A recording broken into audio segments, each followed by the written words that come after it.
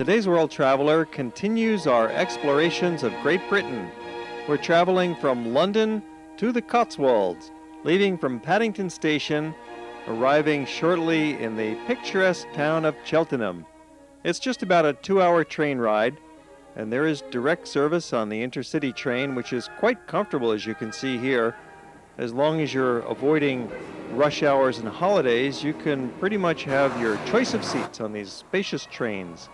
Arriving in Cheltenham, the train station is quite close to the center of town, and what a charming town it is. We'll have a look at Cheltenham and travel out to some nearby villages in the Cotswolds, and then later in the program, we'll return to London to visit the historic river town of Greenwich. So stay tuned to another exciting adventure with Hawaii Geographic Society's World Traveler. One of the best ways to find out some information on a place is visit the information office and talk to somebody. Cheltenham, well, we've got quite a lot on offer here. We've got primarily the shopping, and lots of people come from miles around to look at the shopping. We've also got a lot of Regency architecture, and this is one of the finest examples in England, so it's historically well worth visiting Cheltenham. Also, we've got superb buildings like the Pittville Pump Room, where they have a park and they have Pittville on Sundays, every Sunday throughout the year. And they have carriage rides, horse and landau carriage rides around the park, and also bands playing, and it's a fun place to go, not just for the tourists but for residents as well. We've also got 1/10 of Cheltenham is parks and gardens, and we've also just won Britain in Bloom. So as you see outside, you can see all the flowers that we've got. And this August, we're in Entente Florale, which is the European Britain in Bloom, if you like. We're ever hopeful that we win that this year. We've also got interesting museums. So Cheltenham has a lot to offer. It's got theatres, cinemas, lots of lovely restaurants, very good shopping, to sum up, really. Cheltenham is the centre for the Cotswolds, and it's called that because it's very easy accessible to all the villages from public transport. And not only that, we also organise our own tours into the Cotswolds. Now, the Cotswolds means it's the range of hills, and this stretches from Bath in the far south, up to Chipping Campden in the north, and it's a 98-mile stretch, and you can walk it, but it's probably better and easier in a bus or in a car. You can go around all the little villages, and they're all unique, if you like, and they've got different features. But one of the main features of the buildings in that area is the Cotswold honey-coloured stone, and they're really pretty. And also you've got the thatch in between, so you've got the older sort of stonework and then the thatching things as well. Bourton-on-the-Water, which is the little Venice of the Cotswolds, if you go, you probably see that the little river Windrush shows through the centre, and then you've got lots of little bridges that go over the water. Well, I say stream, but it's actually the river. So a lot of visitors go there, and it's one of the main honeypots of the area, and it's very, very busy.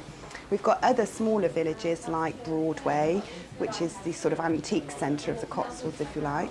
Winchcombe, which is where the local Sudeley Castle is, which is only 7 miles from here. And that's very nice. It's got a really old wall church, which is nearly the size of a cathedral, which is really super and worth seeing. Then we've got little villages like Stanton and Stanway, which are absolutely idyllic. I mean, they're absolute dreams. And I used to horse ride in that area, and lots of Americans came over just to take these lovely cottages. I mean, they are beautiful. You wouldn't see anything like that out of this area. Then we've also got Chipping Campden in the north, which is a super place to visit, and numerous other places within the Cotswold range. So there's such a lot to see. So what's the advantage of using Cheltenham as a base rather than Stratford or Oxford? Well, Stratford and Oxford are very, very overpopulated anyway, and once they reach a capacity, I think, that's it. Here, at least you still got still able to move around. We sort of control tourism, where if they just take everybody, or they just descend there anyway because they are so famous. So it's, if you want a bit of quieter place to start with, as a base, then it's good to come to Cheltenham. This tourist information office is quite the busy place, but they're very helpful and efficient in answering your questions. Great idea. It's located in the City Hall right on Crescent Terrace on the promenade in the center of town, in a typical building constructed in the Regency style. We stayed at a bed and breakfast right near the heart of town. Very reasonable accommodations, very comfortable. It's like you've got your own private home when you're staying in one of Britain's bed and breakfasts. And as the name says, breakfast comes with the meal. And in our case, they also served up a wonderful dinner. You can find these kinds of accommodations from the tourist information offices or from various guidebooks. The center of Cheltenham is a bustling commercial area, and it also has the bus station that propels us into the countryside as we hop on the municipal bus, the public bus, and take a ride out into the rolling hills of the Cotswolds to visit several of the smaller villages for which the area is most famous. This easy public transportation makes Cheltenham a very good place to stay if you're traveling by train and public transit on your tour of Great Britain, for you can take the bus ride to a whole series of little villages nearby. We'll be going to Winchcombe. You could go on to Broadway and Chipping Campden, but now we've arrived at one of the most famous little towns, Bourton-on-the-Water. The little river Windrush flows through the center of town, and like nearly all the villages in the Cotswolds, it's constructed of this honey-colored limestone. As you'll see, it's a very popular place to visit, particularly amongst the British as a holiday town. But here we are in the middle of July, and it's not all that uncomfortably crowded. It's a real human-scale kind of place. Everything is small and compact. You could see most of this town in a half an hour, but you'll be drawn to its peaceful charm and want to spend most of a day here. Sitting back, relaxing, you might have lunch or have tea, feed the animals, watch their antics in the stream, do some shopping, and stroll about. One of the main scenic attractions here is the architecture. Ivy-covered houses and steep slate roofs and solid stone walls constructed of limestone. And there are some legends about this area, one of them about a giant who lives in town, and I think we just got a glimpse of this large person walking amongst the small village. Or is it perhaps a miniature village? Let's take a closer look and see if you can tell the difference between these miniatures and the real thing. That's right, there's a tiny little model village here in Bourton-on-the-Water. It even has a tiny version of the Windrush River flowing through it. It's a funny experience to walk through that miniature village. It makes you feel like a giant, and it tends to sharpen your eyes so that you can further appreciate the unique architectural qualities of this amazing area.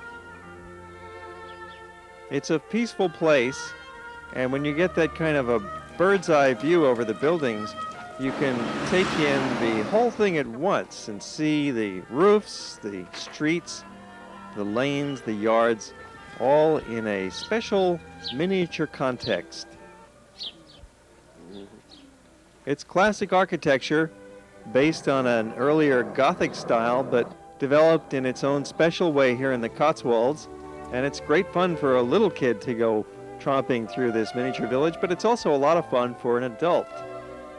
These tiny models are made in the same material and the same style as all of the other structures in the Cotswolds. It's made of a special kind of limestone that's dug up right in the area. Continuing our look at Bourton-on-the-Water, the most charming part of this town is the little river that flows through the center of it.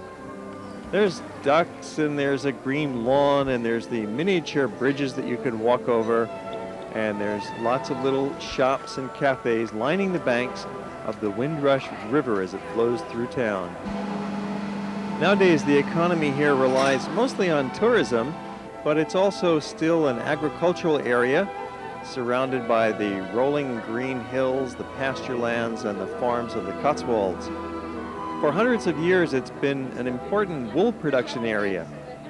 Sheep thrive here, unlike on the continent, for in Great Britain, there were no wolves to worry about, and there was relatively little warfare compared to the more fiery activities happening on continental Europe.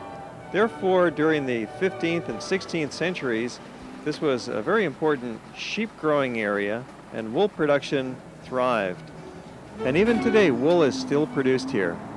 Reboarding our public bus, we're going to travel along to the next little village on our itinerary, which will be Winchcombe. There's a lot of choices to pick from.